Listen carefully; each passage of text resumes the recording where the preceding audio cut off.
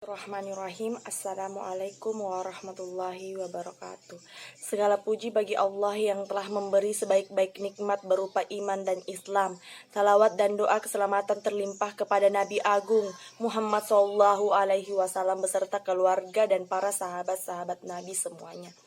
Hadirin yang berbahagia dan dimuliakan Allah Subhanahu wa taala. Pada kesempatan ini saya akan membawakan ceramah yang berjudul Adab Membaca Al-Quran dan Hikmahnya.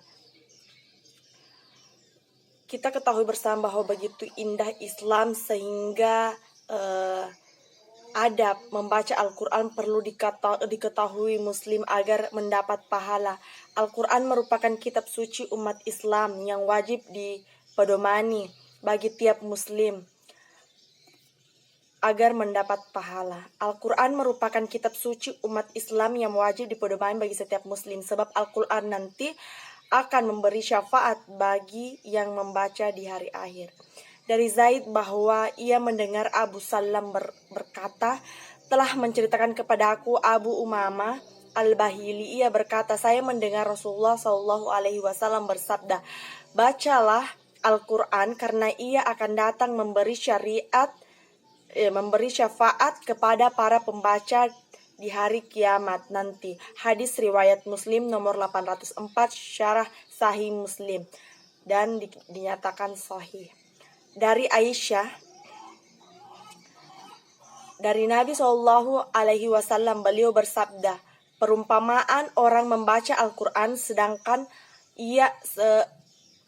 ia menghafalnya, maka ia akan bersama malaikat mulia. Sedangkan perumpamaan seorang yang membaca Al-Quran dengan tekun dan ia mengalami kesulitan maka ia akan mendapat 2 ganjaran pahala.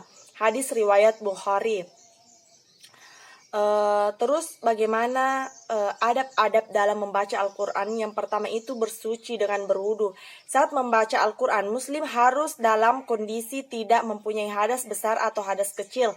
Dalam artian bersuci. Rasulullah SAW bersabda, dari Abu Bakar bin Muhammad bin Amir bin Hazm, dari ayahnya dan dari kakeknya, sesungguhnya Rasulullah SAW pernah menulis surat untuk penduduk yang isinya tidak boleh menyentuh Al-Quran melainkan orang yang suci. Hadis riwayat Daruqutni. Yang kedua membaca Taus. Yang ketiga membaca basmalah. Ada membaca Al-Quran berikut yakni membaca basmalah. Rasulullah SAW bersabda, dari Qadda ia berkata, Anas pernah ditanya bagaimana bacaan Nabi SAW. Ia pun menjawab, bacaan beliau adalah panjang. Lalu ia pun berkata, Bismillahirrahmanirrahim. Anas menjelaskan beliau memanjangkan bacaan Bismillah dan juga memanjangkan bacaan Ar-Rahman serta bacaan Ar-Rahim. Hadis riwayat Bukhari nomor 546. Nomor 5046. Yang keempat itu memperindah suara. Nabi Muhammad SAW bersabda ya artinya, hiasilah Al-Quran dengan suara kalian. Bukan termasuk golongan kami orang yang tidak membaca Al-Quran. Yang kelima yaitu tartil dan tidak tergesa-gesa. Diriwayatkan dari Ibnu Mas'ud bahwa ia telah mengatakan, jangan kamu membacanya dengan bacaan seperti menabur pasir. Jangan pula membacanya dengan bacaan tergesa-gesa seperti membaca puisi syair. Berhentilah pada hal-hal yang mengagumkan dan gerakkanlah hati untuk meresapinya. Dan janganlah tujuan seseorang dari kamu hanyalah akhir surat saja. Yang keenam membaca dengan suara sedang. Kemudian memakai pakaian bersih dan sopan, termasuk menghormati Al-Quran adalah memakai pakaian sebagaimana kita memakai pakaian ketika kita mau masuk ke tempat pemimpin. Karena sesungguhnya dia sangat bermunajat. Al-Quran itu Masya Allah. Kemudian 8 menghadap kiblat, termasuk menghormati Al-Quran adalah kita membacanya menghadap ke arah kiblat. Nah, adab-adab Al-Quran itu patut diketahui supaya ibadah membaca Al-Quran tidak berujung sia-sia jamaah dan bisa mendapatkan pahala serta syafaat kelak di hari kiamat.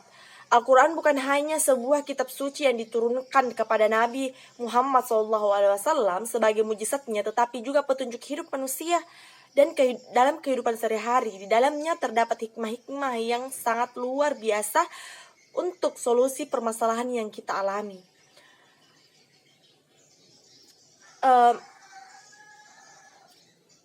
Malah masalah sains, masalah pernikahan, pendidikan, hingga kisah-kisah orang terdahulu dan akan datang terkandung dalam Al-Quran. Masya Allah, subhanallah, ini sangat Al-Quran ini sangat memberi petunjuk. Hanya saja kita tidak menyadari dengan adanya hal tersebut. Kemudian Al-Quran juga mampu memberikan kebaikan bagi mereka yang rutin untuk membaca Al-Quran tersebut dan kemudian memahami apa-apa yang ada dalam Al-Quran tersebut. Nah, adapun hikmah ketika kita membaca Al-Quran, yang pertama memberikan ketenangan hati. Membaca kitab Al-Quran pada hakikatnya adalah mengingat Allah dan membuat hati kita tenang. Yang kedua, setiap hurufnya mengandung kebaikan yang banyak. Bukan hanya satu kata, tetapi setiap huruf dalam Al-Quran itu mengandung kebaikan yang berlipat-lipat. Kemudian memberikan syafaat di hari kiamat. Kemudian menjadi kemuliaan bagi orang-orang tua kelak di surga. Masya Allah. Kemudian menjadikan manusia yang berkualitas. Hadirin sekalian, hadirin yang berbahagia, Al-Quran tidak hanya untuk dibaca saja, melainkan juga untuk diamalkan dan diajarkan. Dan barang siapa yang mampu melakukannya, maka dia akan termasuk ke dalam manusia terbaik. Maka dapat dikatakan kesempurnaan bahwa banyak hikmah-hikmah yang kita dapatkan dengan membaca Al-Quran. Maka dari itu, luangkan sedikit waktu untuk membaca Al-Quran. Hadirin yang berbahagia, sore-sore mandi di kali ada itik, habislah sudah cukup sekian ceramah kali ini. Semoga bermanfaat dan membawa berkah. Kurang dan lebihnya mohon dimaafkan. Wassalamualaikum warahmatullahi wabarakatuh.